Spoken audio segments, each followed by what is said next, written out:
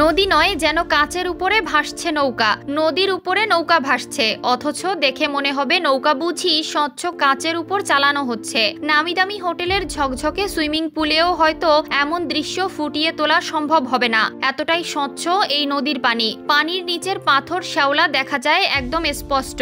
এক ভিন্ন রকম অভিজ্ঞতা, মনে হবে শূন্যে ভাষা কোনো রূপকথার নাও। পুরো এশিয়াতে এমন দৃশ্যের দেখা মিলবে কেবল বাংলাদেশে।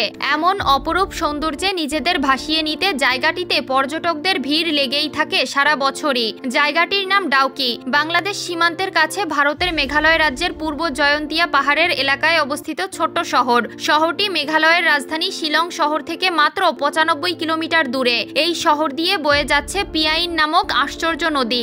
নদীটির একাংশ আছে বাংলাদেশেও। এর পানি এতটাই স্বচ্ছ যে কোথাও কোথাও মনে হবে যেন কাঁচ বিছিয়ে রাখা হয়েছে, যেন স্ফটিকে ঢাকা কোনো খাদ। তাই অনেকে পিয়াইনকে বলেন লুকায়িত স্বর্গ বা আনএক্সপ্লোরড প্যারাডাইস। ওম নদী বাংলাদেশের জাফলং সীমান্ত দিয়ে প্রবেশ করে পরিচিতি পেয়েছে পিয়াইন নদী হিসাবে। পিয়াইন নদীতে নয়নাভিরাম বিছানাকান্দি পর্যটন স্পট, যেখানকার পারিপার্শ্বিক রূপ সৌন্দর্যে মুগ্ধ হতে বাধ্য সবাই। তাই ওম নদী দেখতে মেঘালয় না যেতে পারলেও পিয়াইন দেখতে সিলেট জাফলং যাওয়া যায় অনায়াসেই। নদীর উপর ভেসে নৌকাগুলো দেখে হতবাক হতে হবে সবাইকে। যারা এই নদীতে চড়েছেন তাদের কাছে চলার সময় মনে হবে যেন শূন্যে ভাসছেন। নদীর তলায় স্পষ্ট দেখা যায় নৌকার ছায়া, শিল্পীর তুলিতে আঁকা চিত্রকর্মের মতো অবিশ্বাস্য। এত তকতকে কোনো নদী বা জলাশয় চোখে পড়ে না। নদীটির সৌন্দর্যতা এনে দেয় যেন স্বর্গীয় সুখের অনুভূতি। ঝলমলে স্বচ্ছ এই নদীর জন্য পিয়াইন বা ডাউকি বিখ্যাত।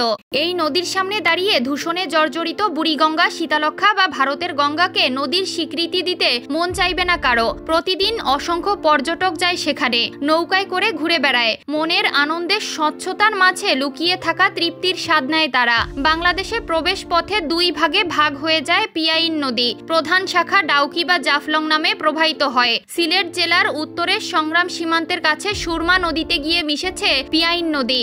জাফলং, বিছানাকান্দি ও ভোলাগঞ্জ দিয়ে প্রবাহিত হয় এটি। দেশের বৃহত্তম পাথর কুয়ারি ভোলাগঞ্জ পিয়াইন নদীকে নির্ভর করে গড়ে উঠেছে। সাদা পাথরও অবস্থিত সেখানে।